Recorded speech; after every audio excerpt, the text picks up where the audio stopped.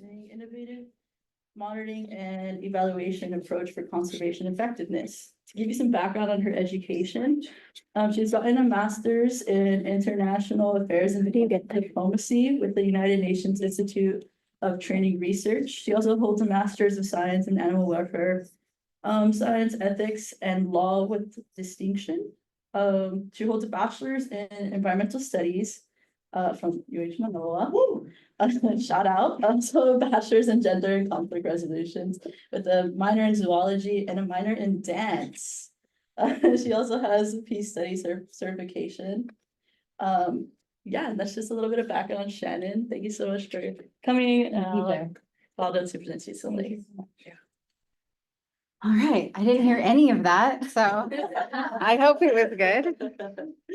Awesome. I'm super, super excited to be here. Hi. Oh, I know I see some familiar faces. Today we're talking a little bit different than we do with these seminar series, right? Feels a little out of left field, but I hope I can tie in the work that I do into the work that you do and what you will be doing as well. So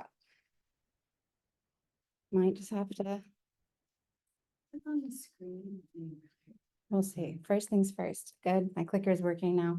Yay. This research, as Jay was mentioning, was funded through UNODC, UN's Office on Drugs and Crime. So just talking a little bit about that, I'll explain the research on that too. But in saying that, I am here in my own capacity. All the views, everything I talk about is based on my experience, my professional insights, and I'm not here on behalf of UNODC. But we are talking about research that was funded through this agency. That's okay, we'll do it. So we're talking gender, right? And gender, for those who are gender researchers, or if you're woke because of TikTok, I don't know, gender is not binary, right? I think that it's a social construct, but gender research often is. We don't have a lot of research in general. So oftentimes the information we can get operates within that binary system. So that's a limitation in my view. I hope in years to come, that's not going to be always the case, but right now that is. So keep that in mind. And we're talking research, right? We're talking gender, wildlife crime. But in this talk, I also want to have you see the pathways to research outside of academia, which is what I'm talking a little bit about today. And I will be screaming from the rooftops everywhere I go, the need for both hard and soft sciences. So incorporating every discipline into conservation practice. So keep that in mind as well. Maybe this gender research in South America doesn't have to do with what you're doing here on the ground in Hawaii, but I promise you that it does. So keep that in mind as well as we get through this. Jay talked about it, but I do want to introduce me. I want to focus a little bit on why I'm here. As you heard, I graduated from UH Manoa in gender. I got a double bachelor's in environmental studies, and the programs here being able to be interdisciplinary was so important to my education, being able to understand all of the different facets. I went to NREM a lot because this was very particular for conservation management, but zoology was a big thing, geography. I mean, I got a minor in dance. Like I did everything I possibly could to see how this fits, but knowing what I want to tackle and where. And so that's where the gender came in. I remember I had a gender professor here who, I think he was a geography professor, and he was saying the biggest limitations for women to be able to make decisions is education. And the reason why, you know, and it was just so mind-blowing in these instances that showed the path I wanted to take and how I wanted to tackle these changes. I've gotten a few master's degrees to kind of bring that all in, and it doesn't seem like it fits, right? And a lot of people are going, you're all over the place, but it fits in my life. And I do a lot of cool consulting work with U.S. Fish and Wildlife on their international programs, with forestry and social justice with urban forests in Hawaii, which I got to do for 7 years. And then the work today that I'm talking about with the United Nations as an illegal wildlife trade specialist. So jumping in to that, not to be patronizing. You know the UN systems, I'm sure you're familiar with a lot. These are some that you might be more familiar with than others: UNDP, UN Women, UN UNEP, World Health Organization, but there's a lot that we probably don't know as well. Even working within the system, I had no idea, and I still have no idea, so fair enough, but it is a juggernaut to work through. There are so many different programs and funds and subsidiary bodies, And UNODC fits up under General Assembly. So it's a program that is funded and prioritized through the General Assembly, which is run by UN parties. So just countries, right? Showing the priorities for what we do. And that's where I wanted to work. But why would a, social justice environmental advocate want to work in a crime organization? This is the Office on Drugs and Crime. It's because of that C. The C is crime, and they focus not only on drugs, but all environmental crimes, wildlife crimes as well. And what they do in this section, the Combating Wildlife and Forestry Crime Division, shall we say, is provide technical assistance that strengthens legal frameworks, supports enforcement and prosecution, and promotes data-driven approaches through conducting wildlife crime. So that's where I fit in as a researcher. UNODC publishes what's known as the World Wildlife Crime Report. If you follow any kind of trade stuff, you might have seen these. The first one came out in 2016, then 2020, and this year in 2024. And this is kind of a global precedent of the trends that we're seeing globally when it comes to crime with wildlife. Has anyone heard of the World Wildlife Crime Report? Seen it? Cool. One person. Okay, it's fine. Fair. Again, this might seem obvious to a room full of people that talk about wildlife all the time, but This is not well. not a wildlife class. No, this is the graduate seminar. All right, good. Then you won't know my question. No, you probably do. Realizing that if you have Melissa as a teacher, you're thinking holistically. So I'm assuming that a lot of these questions maybe you thought about. But even as a wildlife crime researcher, when I tell people I work with wildlife crime or combating wildlife crime, what do you think, or what is your first thought when I say wildlife crime?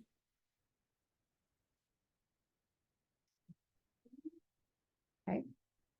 Yeah. Wet markets? Wet markets. Interesting. That's a little too complex for this. No, totally fine. We're gonna get into markets too. But yeah, fair enough. I think trafficking, rhino horn, elephant ivory, this is what most people tell me when they say, oh, with the elephants, right? Yes, of course. And that is a significant part of wildlife trade, but it's only one component of the trade, and that's only one component of the crime. So yes, elephants, yes, rhinos, those are significant, and it's driving extinction of those species. But if you look across the map, even in Hawaii, wildlife trade leaves nowhere and nothing untouched. So there are 93 million wild organisms traded every year, over 5,000 species, with over 3,000 at risk of entering those markets. And we're just talking about trade here. So this is the smuggling, the sell, the poaching of wildlife. And so everywhere you go, you're going to see trade. That is, again, just one component that fits under this wildlife crime umbrella. We're talking trade, and Hawaii actually has like the third largest elephant ivory market. We're a big transit area to get products from North America into Asia, for instance, but also introducing invasive species could be a wildlife crime. Habitat destruction, acts against welfare, wildlife harassment. So if you're even thinking on the ground in Hawaii, we see wildlife crime happening here all the time. And it's usually not at the forefront of conservation conversations, right? But it is there. So to be specific, wildlife crime are acts committed against national and or international laws that protect wild flora and fauna and ecosystems. So if it's not in law, for instance, importing Christmas trees to Hawaii that brings in invasive species that could cause a really big issue, that's not illegal. So that's not a wildlife crime. Should it be? I don't know. You tell me. You ask Melissa. She has some thoughts on that. But just saying, these are crimes we're talking about that are recognized under the law. So that's what makes them a little bit different. I'm so sorry. Hmm. I'm your video. I just noticed that. Unmute. Our online audience can see. I just noticed that. No, you're fine. That recording panel's gone too. Oh, there we go. She's unmuted. Yeah. They want Dots This one. and go to video, Is she? the full bar. I'm so sorry. no, you're fine. Let me go out of here. Oh, sorry. No, you're fine. There you go. Like that. If I do Yeah. video. No. Oh, there I am. Hi. It's, I'm sure you didn't miss too much. It's me pacing back and forth up here. So let me hide this now. Are we good to go? We can see. Totally fine. All right, back to the $1 million question. I introduced crime. Why gender? Why are we talking about gender in wildlife crime in conservation contexts? And again, if you have been participating with Melissa, you think holistically and hopefully comprehensively, but hopefully we know that conservation challenges are not just biological or ecological. At the core, they're driven by human behavior, especially when we're looking at crime. Yes, there are things that are happening outside of human action, but we are touching just about everything and causing just about every problem. And that's simplifying a very complex issue. But at the core, human behavior drives a lot of the challenges that we want to address.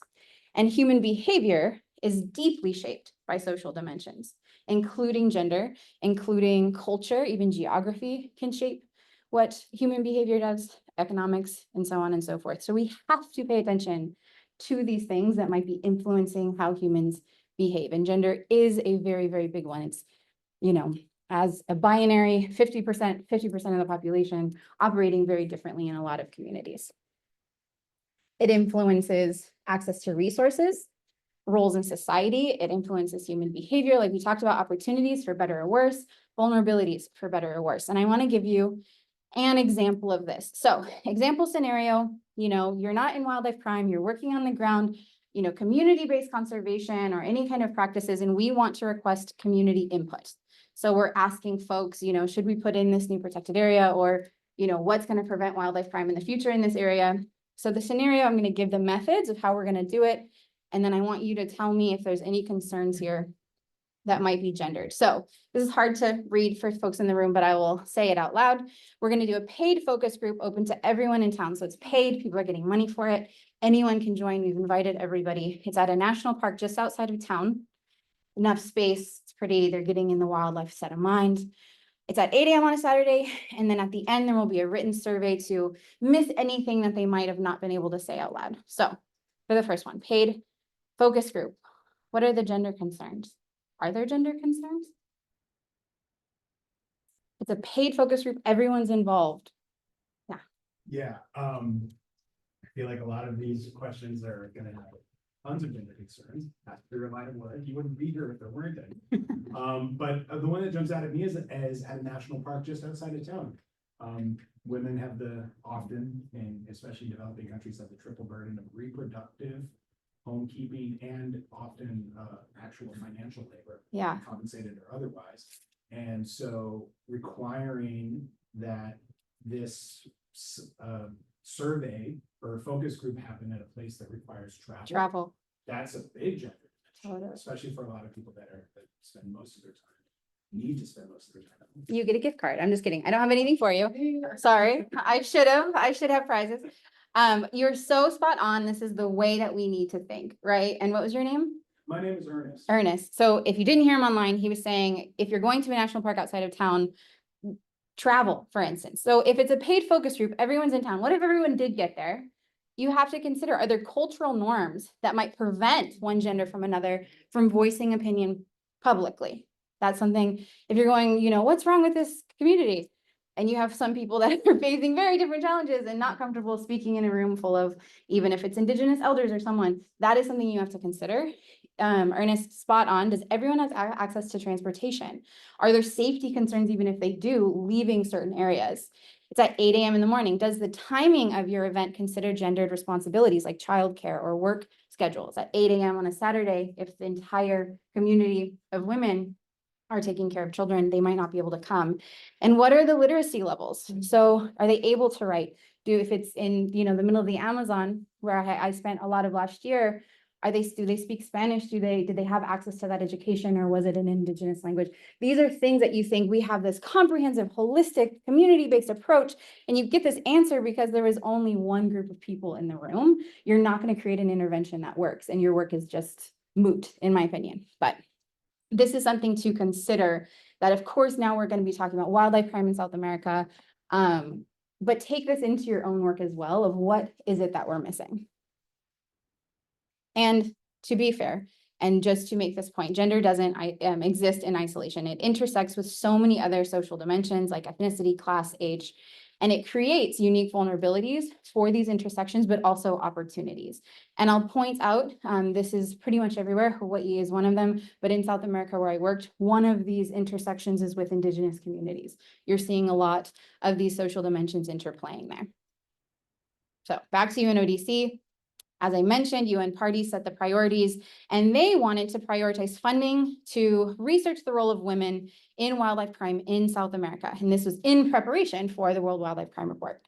And I was able to get this contracted position. So this was contracted research for research purposes, not an employee position. If you want to hear more about that process and how incredibly frustrating but exciting and everything else, fair enough, we can talk about that later. But yeah, this was a contracted, time-limited position.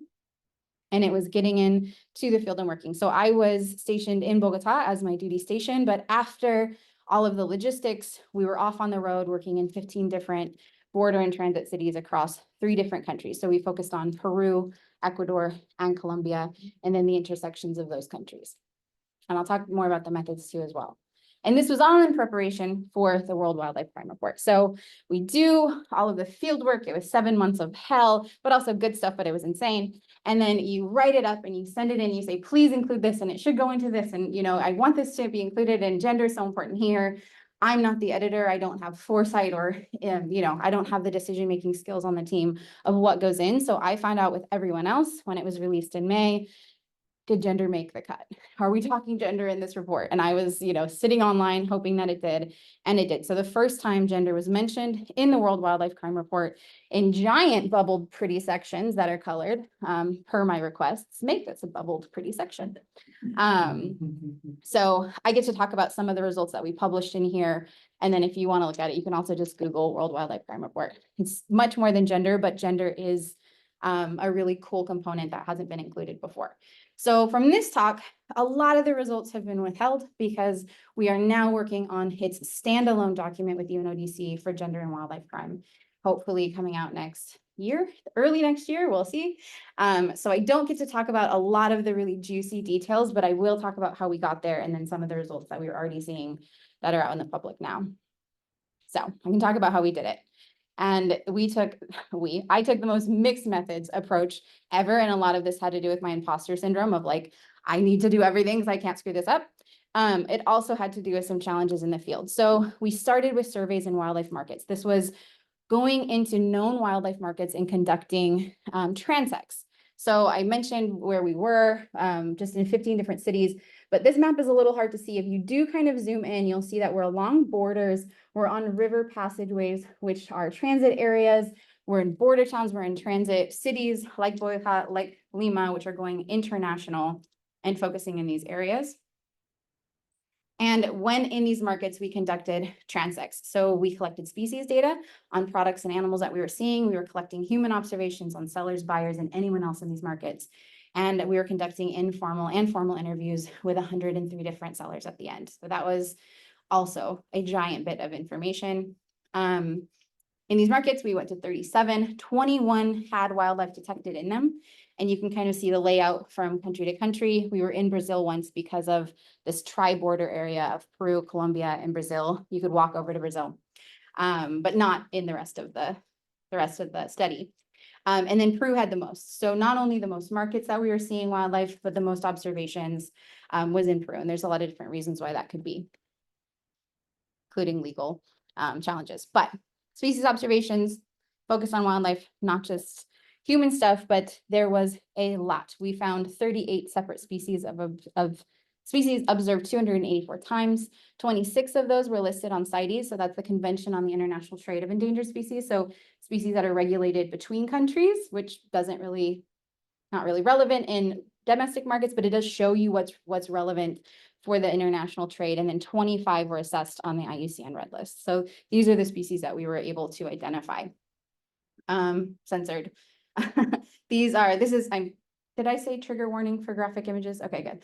All right, forget if I did.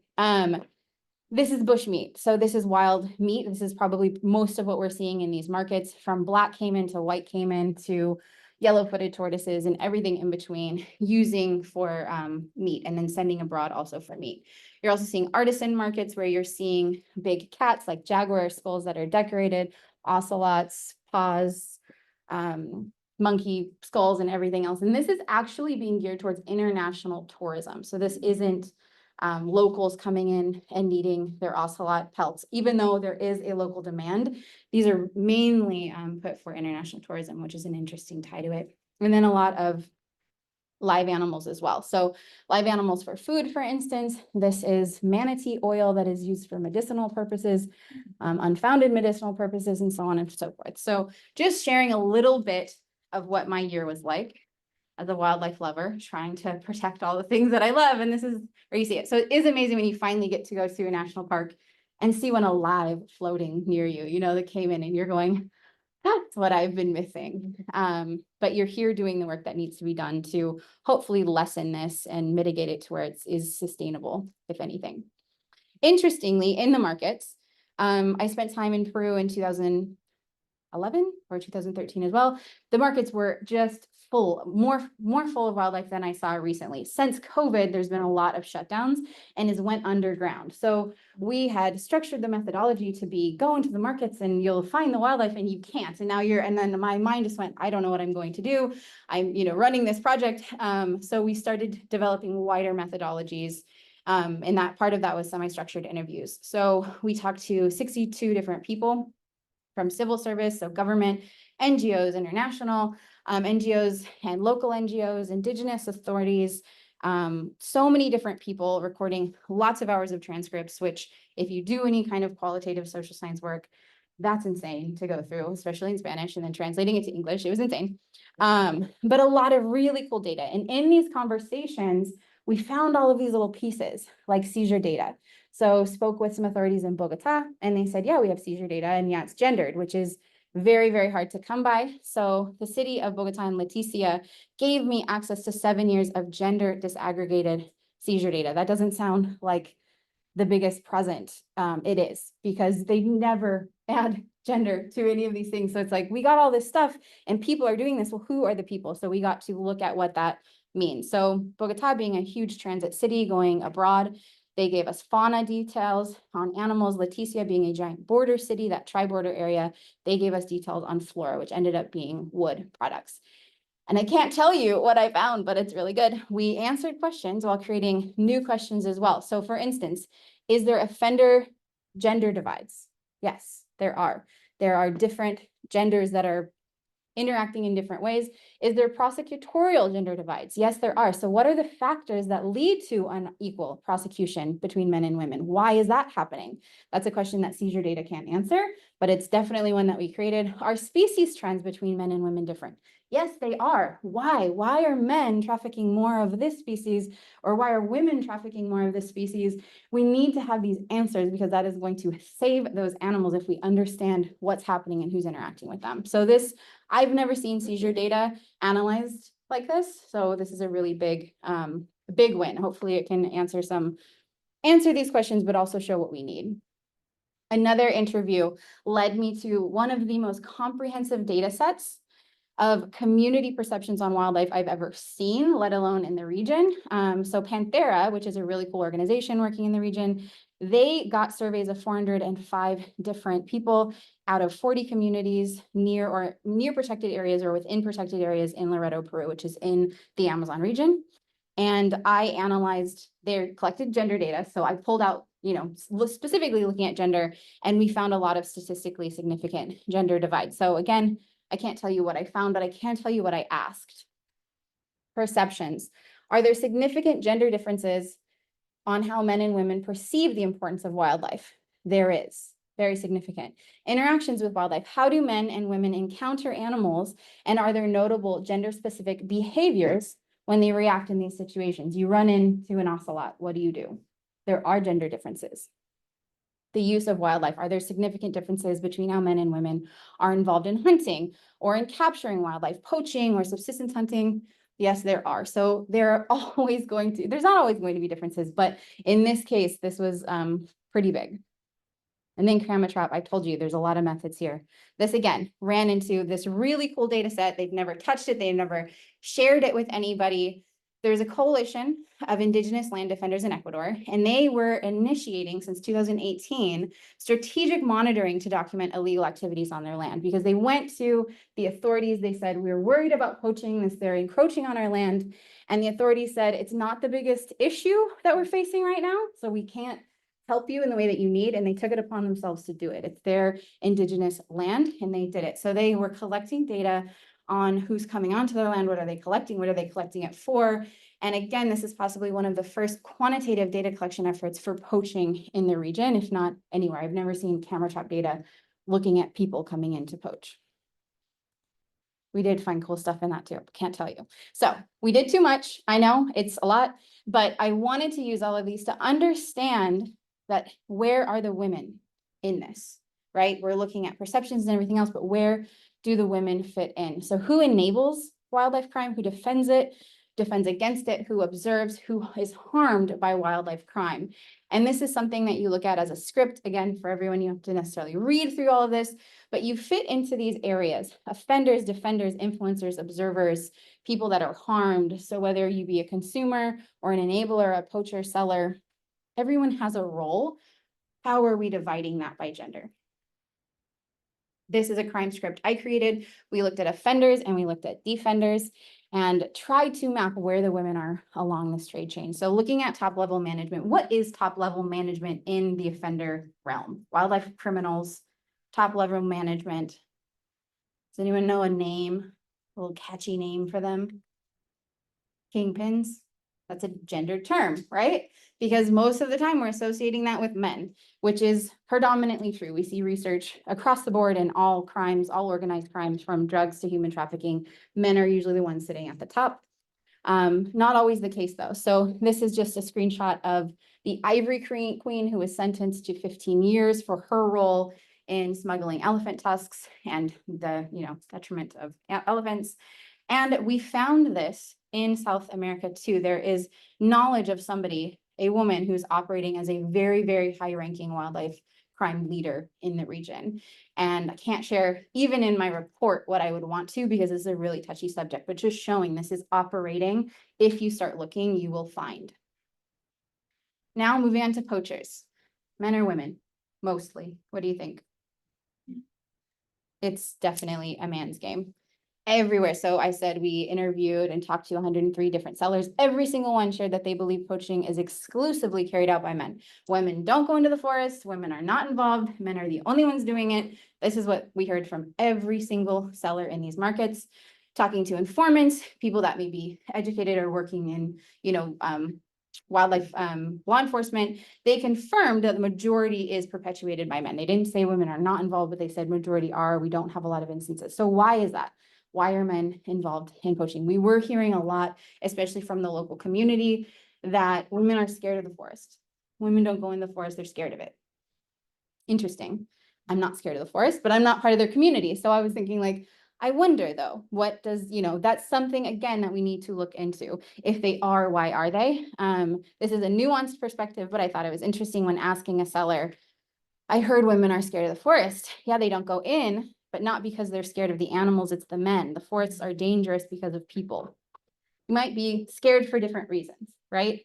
And people are also scared of, women and men, of things like jaguars. And if they're not around them, they don't realize that they're not as harmful as they can imagine, but these kind of ideas are overinflated as well. So they're just perceptions.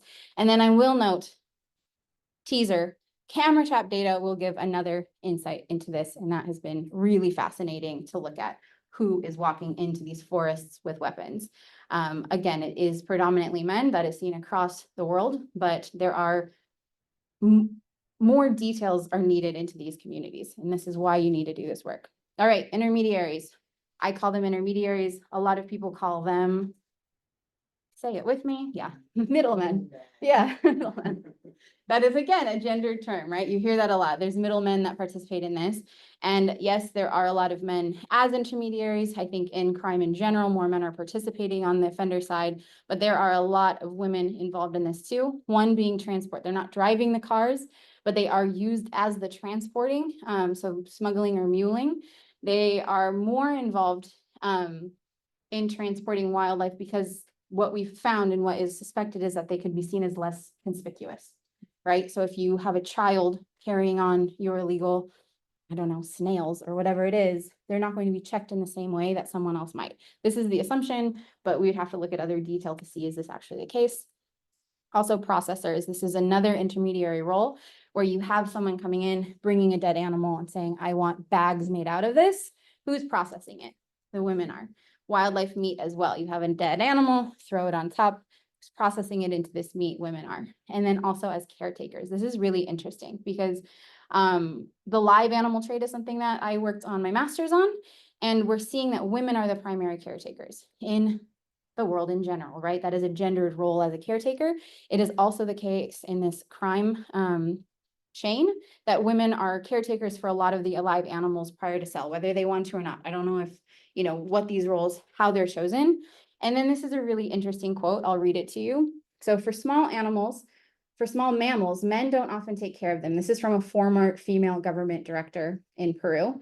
The women take care of the animals. I've seen more than once that women have had a baby, a human baby, and they've also breastfed the baby monkeys as well as other mammals before they sell them. So this is this is a disturbing part of this trade, right? And it's showing this really gray area of where we're seeing these intersections of maybe societal pressure of these gender roles, economic pressures, converging, and it's a really morally gray area of how people and women are participating in this trade, whether voluntarily or not, and not understanding that this is a very gendered role for these women. Again, nuanced, this isn't happening all the time, but this is something that we are seeing. And then sellers, men or women? Women? $5 for men? Yeah, women over the top. So I think 80% of who we saw were women selling wildlife. It was 67% of all surveyed wildlife stalls with wildlife were women as well. And I think this, again, globally, not just in wildlife markets in the Amazon, women are usually in that position with transactions. So this is even more predominant in medicinal trade and artisanal trade. So women are the keepers of medicinal knowledge, the botanical knowledge in the Amazon. Women are the keepers, and it's not usually a paid role. That is something they do for the communities, but also in the markets, and then artisanal as well. So creating the crafts. I'll show you a few more, this is more medicinal. You're seeing derivatives of dolphin, penis, which is fun, and boa salve, and every kind of salve you can imagine, bear salve. This is, again, not all medicinal products are made with wildlife, but there's a lot of wildlife built into these products in similar ways to traditional Chinese medicine, but very, very different medicinal traits. And then also the artisanal, like I said, in indigenous communities, wildlife is used for traditional purposes, right? For different cultural purposes. And this is something that we often in conservation are challenged with, of how do we use this in sustainable ways? Most of the time, indigenous communities can tell us that. But there's also this demand and pressure from international tourism that's coming in that's very different, that even if these were traditional ways of using jaguar fangs, if we are now exporting and doing it and commercializing it, that's very, very different than using it in any kind of cultural way. And there's challenges that we just haven't caught up to yet in the Amazon for this. And the last one talking about, so defenders, men or women? This is really challenging because what kind of defenders, right? Like, what are we talking about? And it's really both, but depending on the sector. So there are clear gender divides by the sector. So defenders could be prosecutors or rangers or, educators and conservation leaders and things like that. So when we're looking at rangers, men all the way. Very few women are involved in these kinds of positions in South America and globally. This is known and studied, less so in South America, versus educators, where you have people going into schools or working at rehabilitation centers and things like this. You're seeing women being in these roles, but also being shared as, well, women like nature more, so they just do that. Which is interesting, because what does that mean? And do we like nature more? I don't know. So again, these questions we need to answer. And it's really interesting asking people questions of, well, why is that? And they'll give you an answer they probably didn't even realize they were thinking. And it's like, why do we have that idea that women like nature more, or women are scared of this, or women do this, or men do this, or, men don't like to do this? These are oftentimes perceived, and the reality of it is a little bit different. Anyway, a really cool finding from some of these land defenders, that mixed groups of men and women are more successful when confronting poachers, with women described as being better mediators. So even if you have a giant workforce of rangers going out and patrolling the area and they find a group of poachers, if there are women in the group that come forward, it is dealt with better. There's less aggression, there's less violence, there are better outcomes. And this again is nuanced. This isn't statistically shown or anything, but this is what we're hearing from people on the ground doing it. Why is that the case? Why are we not putting these women in positions more? So that is really interesting and looking at this a little bit deeper. So these are not women. I'm not sure if you're familiar with Britta Carceres, who was murdered as a land defender. Indigenous women play an important dominant role as defenders in the region, but they face really immense pressure. So this is global data. This isn't from mine, but Indigenous leaders account for 2/3 of women environmental defenders killed. Indigenous leaders. That is a huge statistic. That is a huge disparity. We need to understand why that is. If we know they're not doing it as much in certain areas, but they're getting killed at this rate, or are they? We need to understand this. This isn't just a conservation issue. This is a human rights and ethical issue as well. And the extrajudicial killing of female environmental leaders occurs most often in Latin America, then Asia, then Africa. Latin America sees the most environmental defenders killed annually, and that keeps increasing almost every single year. So looking at defenders, harassment, assault are common challenges faced by female defenders, also by male defenders. This isn't excluding males as either, but there are different repercussions. So the assaults, the harassment is different. So women often see threats of sexual violence, threats of acts of violence against their children in more ways, more often so than men might get those threats. So that again, men are in very precarious, dangerous positions because if they're out poaching more in this, it's not excluding that, but there are very different ways that they're being affected and harmed. And we need to understand that. And I want to end this. I mean, this is almost done, but women are not just victims. Any marginalized community is victimized more, that we need to pay attention to that. But I think a big part of my role in this was not to tell the story of women being poor victims. They are absolute powerful agents of change, the most powerful agents of change I've ever experienced in conservation. So I'm not easily intimidated. I got to meet Nemo Andy. She walked in looking like this and I crumbled. Her energy in the room was so outstanding because behind her stood generations of pain and suppression of her people, but also of her mothers and her mother's mothers, that her purpose might have been the same as mine or the same as yours, but it came from such a different place. And even understanding these nuanced stories of individual people of why they're doing it, I've never felt that. And it's not just gender, that is the person you are, but a lot of her power comes from this position she's held in the world. And that is as a powerful woman. And I think using that and seeing that women can bring opportunities and experiences that are different and very, very useful. This picture that I've shown a few times, just quickly. So I was doing an interview and this lady who I blurred out, she brought her son with her everywhere. She's a government official and she's throwing me around town and I'm following her frantically. She's breastfeeding her baby. She's on the phone doing her job. She's handling business with me. She's doing that.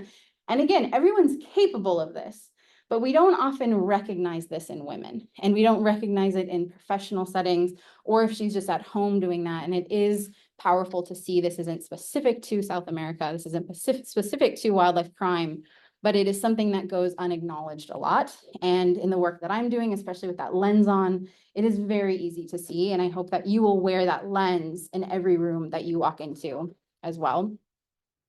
What's needed? I'm not going to go over too many. I'm doing it to you. I can go over what's needed in South America and for law enforcement or for the UN in general. But for you to consider, if you're creating any kind of interventions, any kind of conservation practice or environmental practice, anything, include gender mainstreaming. Write it down, Google it, get a degree like I did, I don't care. Put gender mainstreaming into it. Don't feel like you don't understand. If you don't understand it, look it up, just add it in there somewhere. We need to do this. And make gender disaggregated data collection and analysis integral to any managed project that you're working on. So if you're working with humans, disaggregate your data, collect the information, even if you're not seeing significant changes in it, or if there's more equality in certain areas or not, we need to disaggregate this because it can tell a story that we're not normally picking up. And we need to do better. I need to do better. The organizations I align myself with need to do better. And this is something, again, not as a default, something that's bad, but something we need to be aware of. So we have very strong stakeholder commitment, right? I told you that UN parties wanted to fund this. They gave us lots of money to go and do this gender work. That's awesome. They're in the court wanting to do this. But even the best institutions, even the best frameworks, the best protocols, they are extremely gender blind. It is very hard to do this work. It is very hard to get in a room and say, this is what we're looking for. Even in stakeholder meetings, I want to come in and talk about female perspectives, and I'm in a room full of 30 men and me talking about female perspectives. And if that was the only thing you listened to, South America is doing great, you guys. There's no issues. We don't have any problems here. What are you talking about? And it's interesting because they're not misinformed and they're not being malicious. They don't see it. Even the best people in the room sometimes don't see it. And it's our job to be able to wear that lens and help with that.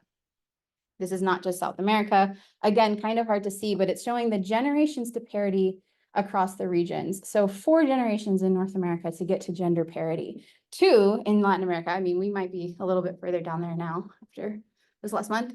We won't reach gender parity until 2158, going the way we're going. So again, this isn't just in rural communities in the Amazon. This is in this room. This is in that room. This is everywhere we go. And we have to understand how it operates in our world, even outside of our work, everywhere we go. So again, embedding gender sensitive strategies is really critical. And it's not the burden of women. This is not just the responsibility of women to do this. I have a gender degree. I go to the talks at all the conferences for women in environmental crime or women in environmental challenges. Who's in the room? Women, which is great. And I appreciate that. But we need everyone in the room. It's everybody's fight. And so please remember that moving forward as well. And coming back to, of course, I've been talking women, I've been talking South America. My biggest goal is to create a world that is reflective of my world and have our work be reflective of the world that we want to protect. So this is all species. This is every organism, every group, not just fuzzy, cute mammals. This is every region, not just, center of Africa with the elephants. And this is all people. And I think this was hard coming into. It's hard being a gender researcher right now. If this is not modeled and reflected in our leaders, in our institutions, in our communities, we need to be the ones to set that standard. And we are in a very precarious place in the world where we feel like we are being regressive in some areas, and progressive work is not only being ignored or deprioritized, it's being actively dismantled in a lot of areas, and being able to use your area where you end up fitting and trying to plug these in where you can. And that's the work that I'm trying to do as well, I think is my take home message for that. So keep in touch. Like I said, the information will come out on all of the other things that I've talked about. But in the meantime, I hope that this opened your eyes to a few things you might not have heard of before. And I would love to talk to you more. This is all my personal information. You can email me, anything you want to do. I'd love to keep in touch. And thanks for your time today.